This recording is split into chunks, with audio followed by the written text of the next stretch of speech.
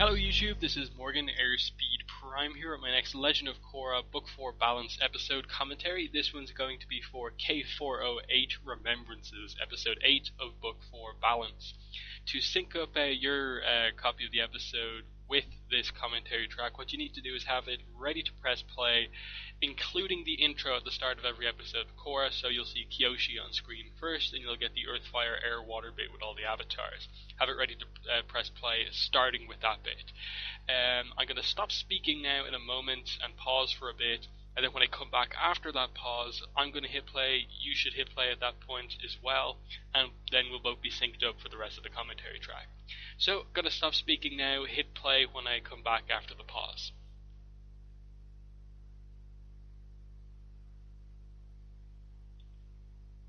Okay, so here we are with K408 Remembrances, one of the least memorable episodes of The Legend of Korra. Obviously, there are explanations behind why this episode turns out the way it does, and I'll get into them as the commentary track progresses. But, it is episode 8. It's at a pretty interesting point. It's probably the exact point when you don't want an episode like this. Right in the kind of middle of the season, just as things are starting to get back together. We've just had the reunion of a lot of the characters. Bolin's kind of on his way back. And then you just take a break from all of that to just reflect on stuff, and reflect on it in a really weird way. My problems with this episode are not just that it is a kind of recap episode in the middle of a season that's very short. It's that you can do interesting things with a recap episode. Look at the Ember Island Players. That's a great episode.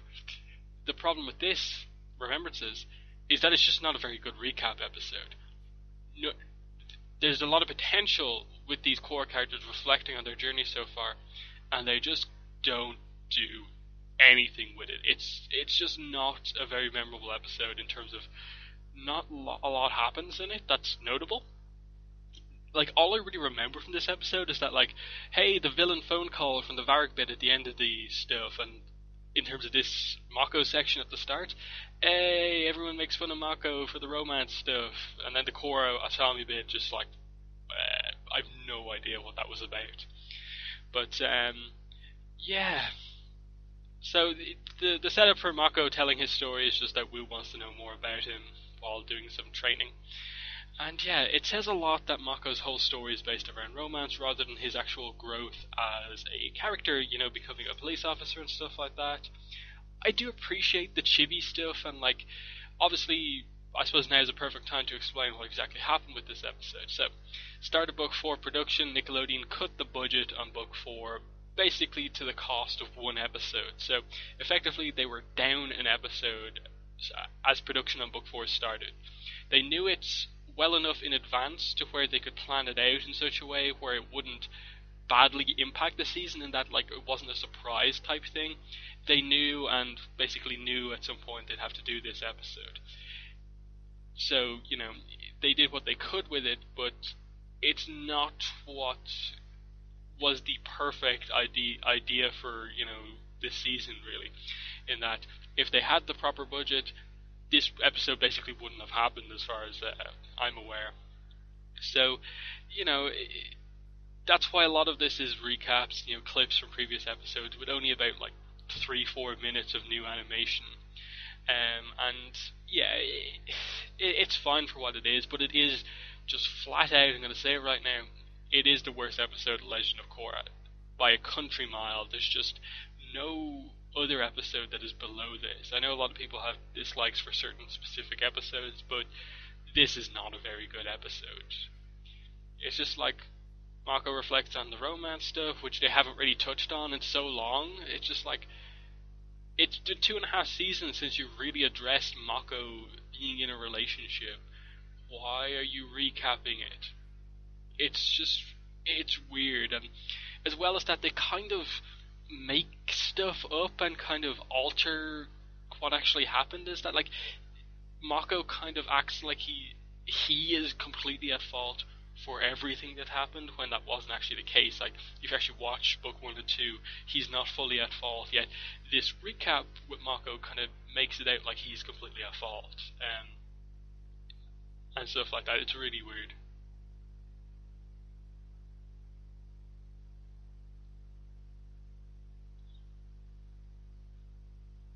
And why does Yin say that when what happened is that Korra kissed Mako? Like, does everyone forget that? It's a really weird thing that they're trying to do here. And like, Mako's feeling like super guilty for this moment, and just like, she kissed him. It wasn't his fault. Like, it's look, the show overall had problems with its romance in its early seasons, but when you then recap it and tell those stories wrong, that's even worse in my mind, and that's why I just don't like this episode and the way it tells these recap things. Like, you can do some interesting stuff with Mako, like, talk about how much of a leader he is, how loyal he is to his friends, his brother, how much he cares about his friend, how skilled he is as a bender, him being a police officer. There's other things to focus on with Mako rather than the romance. If you are going to do this and focus on the romance, what you should do is try and tell it in a way that gets across his point more and makes you understand his point of view more, and do stuff like that. And then they make fun of the obvious Asami Korra breakup here. Like, I know a lot of people didn't see it, but like, to me it was blatantly obvious that that was what was happening at that point in time. I don't understand how a lot of fans missed that that was actually a breakup scene. And because of that, it led to so many like super blunt breakup scenes in like book 2.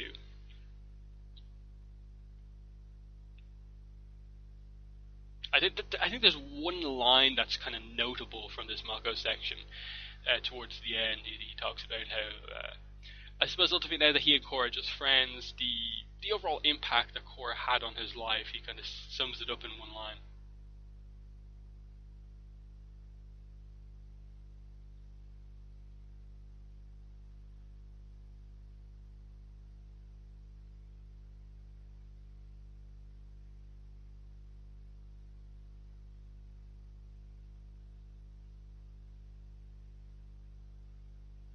And then, like, I don't exactly get in book 2 where all this argument came from. The problem with book 2 romance, of course, was that Mako and Korra had 6 months where they were together, we assume as a happy couple, and all of these issues, the whole side thing, came into play because of the crazy situation with the water tribes. So it's just a really weird thing where, like, are you completely taking out of the picture those 6 months that they were actually together? Like, if they really had that big of a problem, would they have been together for that long? It makes no sense to me. It's just the exact definition of this show, focusing too much on making romance for drama's sake rather than anything else. And then this, the most baffling thing that happened in the entire show. There was absolutely no reason to go back to Masami. And then they say that this is okay, you know, you broke up beforehand and stuff like that, but like, why did this even happen? It just makes no sense to me. Like, I really like Mike and Brian's style of telling stories, but they have made mistakes with the romance, and it's a recap like this that highlights all those mistakes, especially when they're kind of like almost manipulating you in this kind of recap to see the romance in a certain way, when I think most fans see it a completely different way. It's really weird, and I don't really like it too much. And again, like, we're 8 minutes into the episode, and nothing of note has happened.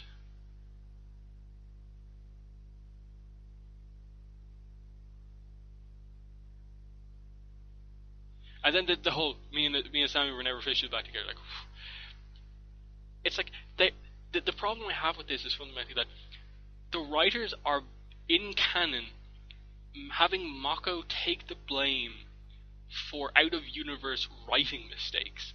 That they've made huge mistakes with the writing of Mako's character, and so to make up for them, they write Mako in such a way where he kind of addresses what came before and takes the blame for all of them. I don't agree with that at all, because it kind of messed him up as a character for the later seasons. Like, I'm pretty sure, like, in this thing, you barely get any recap of the book 3 stuff too much.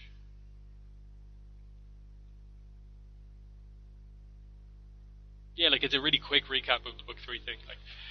Like, Like, that's Mako's story in book 3. He was awkward at first, but then he got used to it.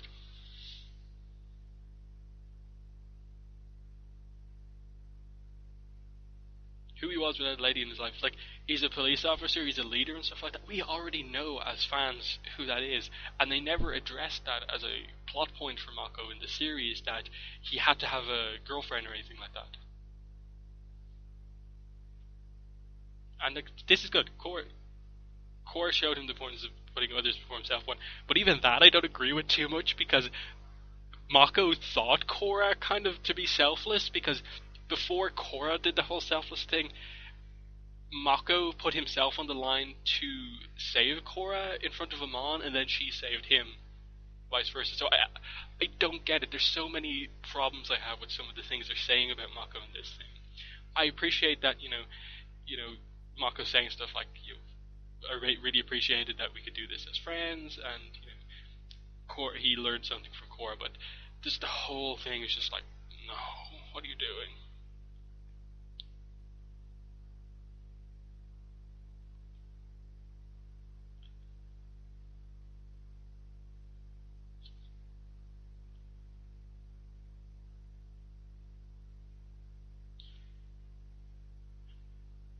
And then I appreciate them trying to have this Korra section of the episode reference the Toph line from previously, I think episode 3, but the timing is off, because Korra doubting herself as the Avatar just as she's come back as the Avatar, I don't understand. Like, it really makes me think that Mike and Brian fundamentally weren't massively happy with having to do this episode, that they really were kind of just making something up rather than just like, okay, this is a natural thing to happen. It kind of fits in thematically with what's going on with Korra, in that you get the full recaps of what all the villains did to her, but we already know that. Like, you don't need to show us that heavily, and ultimately what all it is just Korra's just like, oh, something happened to Amon, then this went wrong with Unalaq, then this went wrong with the Red Lotus, and Asami just says, no, you help people then, no, you help people then, and then the world does need you. Like, that's all it is. It's Korra says, I'm beginning to doubt myself as the Avatar. Asami says, no, the world needs you. That's it. Done. There is nothing inherently like, that was a really cool recap, and I'm glad that they reflected on that and had the characters kind of come together to get past that.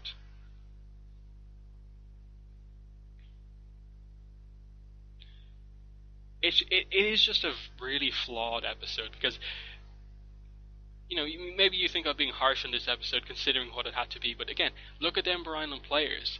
Look at what that episode did, considering it was basically a recap.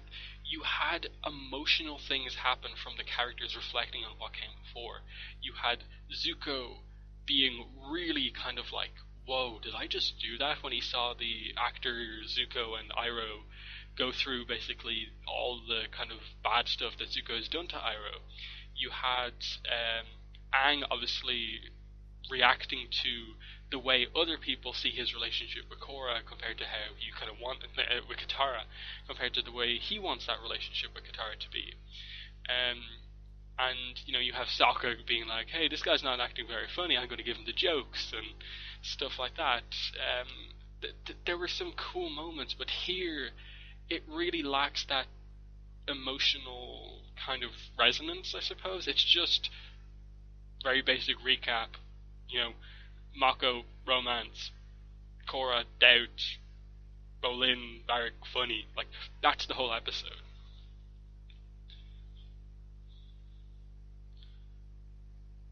And then, like, because the seasons of Korra are so small, you don't really need a recap. It's not like there's been so many episodes you forget what's come before. But because this has been so plot focused, everyone remembers Amon, everyone remembers Unalaq. We know exactly what's happened.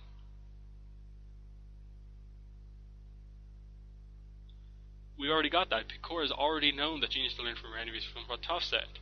Like, fundamentally, she got past what Toph said by Toph teaching her something about her enemies. I do like that Tenzin says that line. You've like just one line recap of where Korra's gone the whole time. You've matured into a thoughtful young woman who puts the needs of others before herself. That's like one perfect line.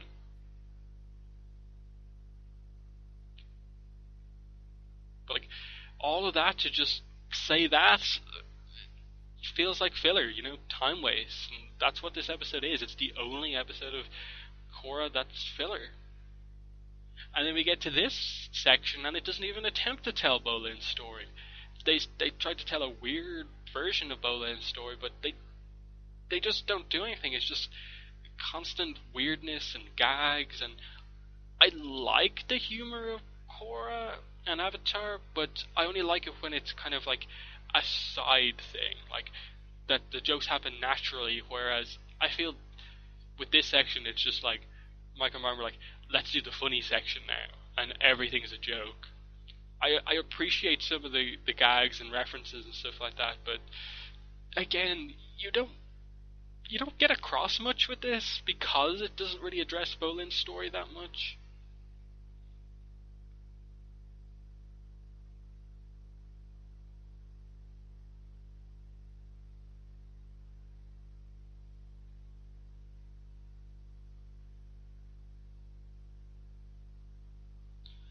Like the only thing that this section really tries to do that's serious is like Bolin's doubting, will Opal and the others ever forgive him for the mistakes he's made recently, and then Varric's story basically kind of changes and makes Bolin the hero, and everything happens the way Bolin wants it to, just showing that Varric and Bolin are friends.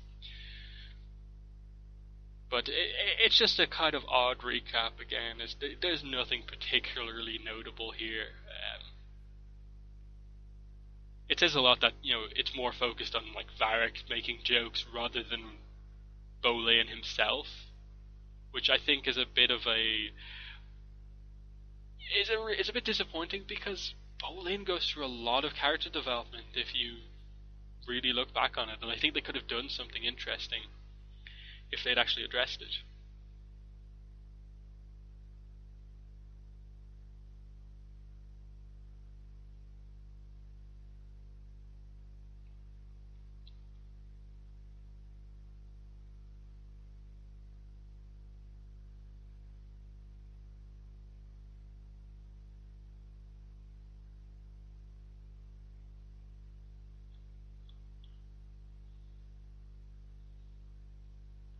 So yeah, obviously he tries to tell a completely different story that just messes everything up. But why? Like I get it's funny, but as I said, I prefer humor that happens just naturally, just so it comes a little bit out of the blue, and it's just like, oh, that was actually pretty funny, rather than just constantly trying to be funny, because it just seems like almost like they're trying too hard. But it works for the most part here, like this villain phone call thing.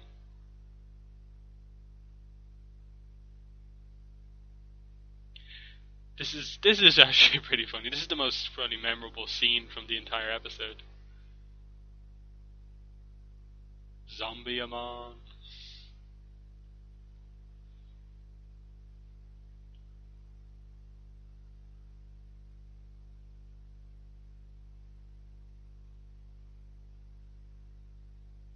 They make fun of Unalaq for being boring and unpopular because the fans don't like him, even though I think he's a really interesting character. Um,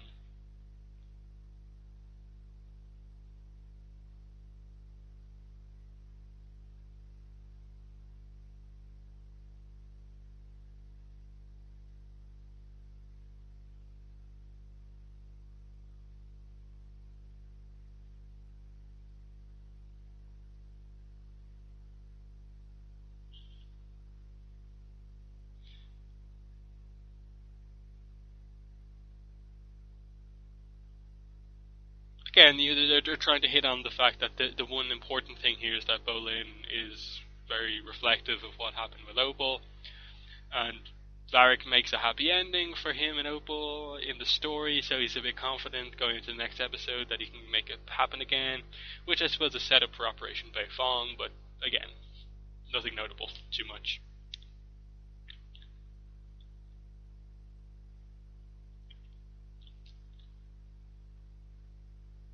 Fearsome Foursome obviously is one of the names that Sokka suggested that Team Avatar called themselves in one of the Korra episodes when he addressed the name of the team. One of the Avatar episodes when he addressed the name of the team.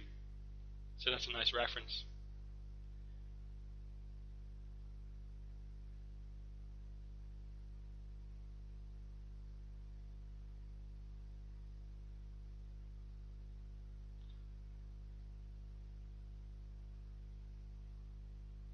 There we go. It's kind of predicting the future. They forgive each other.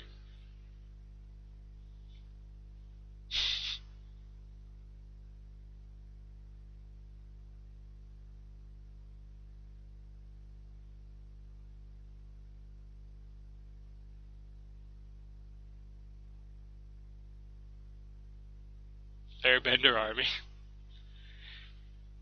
Juji. Terror Square.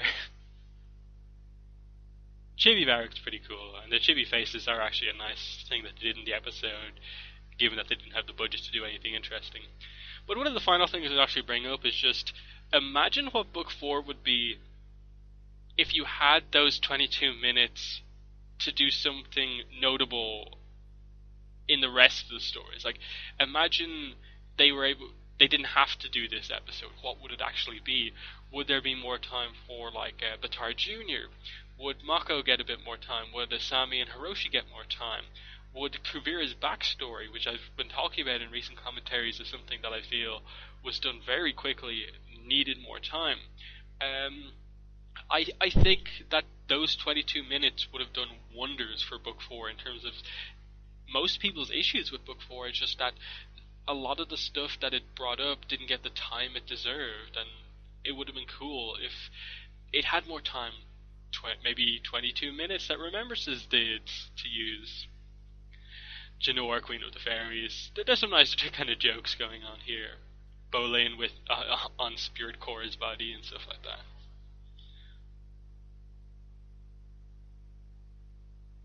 Bolin Dragon. And everyone's super happy with that story, including Baraz and Anna.